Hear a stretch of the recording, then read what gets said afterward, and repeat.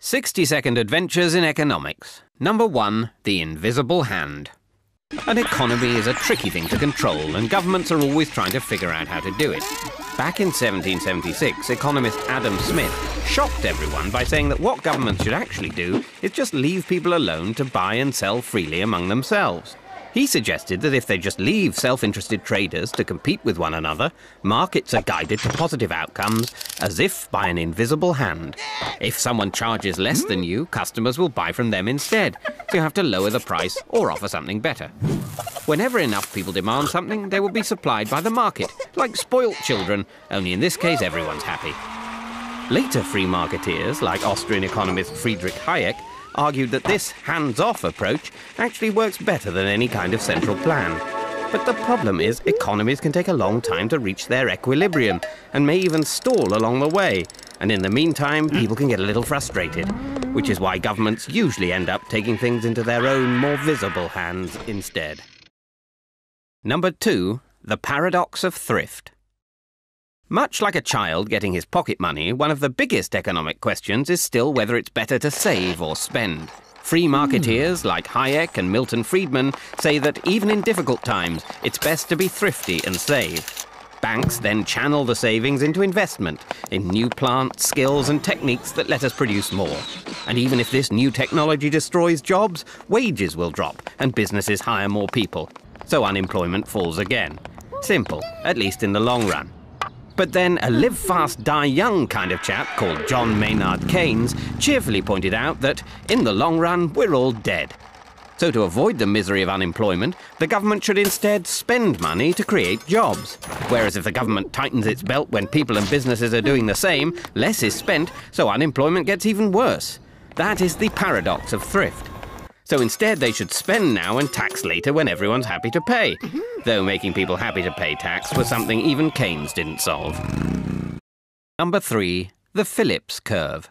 Bill Phillips was a crocodile hunter and economist from New Zealand who spotted that when employment levels are high, wages rise faster. People have more money to spend, so prices go up and so does inflation. And likewise, when unemployment is high, the lack of money to spend means that inflation goes down. This became known as the Phillips Curve. Governments even set policy by the curve, tolerating the inflation when they spent extra money creating jobs. But they forgot that the workers could also see the effects of the curve. So when unemployment went down, they expected inflation and demanded higher wages, causing unemployment to go back up, while inflation remained high, which is what happened in the 1970s, when both inflation and unemployment rose. Then in the 90s, unemployment dropped while inflation stayed low, which all rather took the bend out of Phillips's curve. But at least part of Phillips's troublesome trade-off lives on. When faster growth and full employment return, you can bet inflation will be along to spoil the party. Number 4, the principle of comparative advantage. Whether you think economies work best if they're left alone or that governments need to do something to get them working, the one thing that can't be controlled is the rest of the world. Fear of foreign competition once led countries to try and produce everything they needed and impose heavy taxes to keep out foreign goods. However, economist David Ricardo showed that international trade could actually make everyone better off, bringing in one of the first great economic models. He pointed out that even if a country can produce pretty much everything at the lowest possible cost, with what economists call an absolute advantage, it's still better to focus on the products it can make most efficiently, that sacrifice the least amount of other goods, and let the rest of the world do the same. By specializing, they can then export these surpluses to each other and both end up better off. This is the principle of comparative advantage, and it has persuaded many countries to sign up to free trade agreements. But unfortunately, it can take a long time for countries to trade their way to prosperity. And because it's now much easier to move to where the money is, it's increasingly not only goods that cross borders, but people, which has somewhat uprooted Ricardo's theory. Number 5, the Impossible Trinity. Most countries trade with one another, which is usually pretty good for all involved. But it does mean it's a bit harder for each to keep control of its own finances.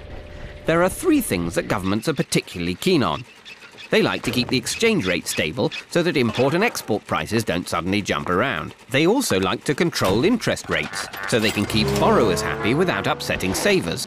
And they like to let money flow in and out of their country without causing too much disruption. But there's a problem when you try to do all of these at once. Say, for example, the Eurozone tries to lower its interest rate and reduce unemployment. Money flows out to earn higher interest rates elsewhere. Exchange rates drop, which causes inflation, so the euro interest rate is forced back up again. You can either fix your exchange rate and let money flow freely across national borders, but have no control over your interest rates, or control your interest and exchange rates, but then you can't stop the capital flowing in and out. But like an overzealous triathlete, you can't do all three at once. Number 6. Rational choice theory. Of all the things to factor in when running an economy, the most troublesome is people. Now, by and large, humans are a rational lot. When the price of something rises, people will supply more of it and buy less of it. If they expect inflation to go up, people will usually ask for higher wages, though they might not get them. And if they can see interest or exchange rates falling in one country, people with lots of money there will try to move it out faster than you can say double dip. And governments often decide their economic policies assuming such rational actions, which would be great if it weren't for the fact that those pesky humans don't always do what's best for them. Sometimes they mistakenly think they know all the facts, or maybe the facts are just too complicated. And sometimes people just decide to follow the crowd, relying on others to know what they're doing. When too many cheap mortgages were being sold in 2007, a lot of people didn't know what was going on, and a lot of others just followed the crowd. Some lenders may have rationally believed that when the crunch came, the scale of the problem would force governments to rescue them, which was true for the banks, if not for all their customers.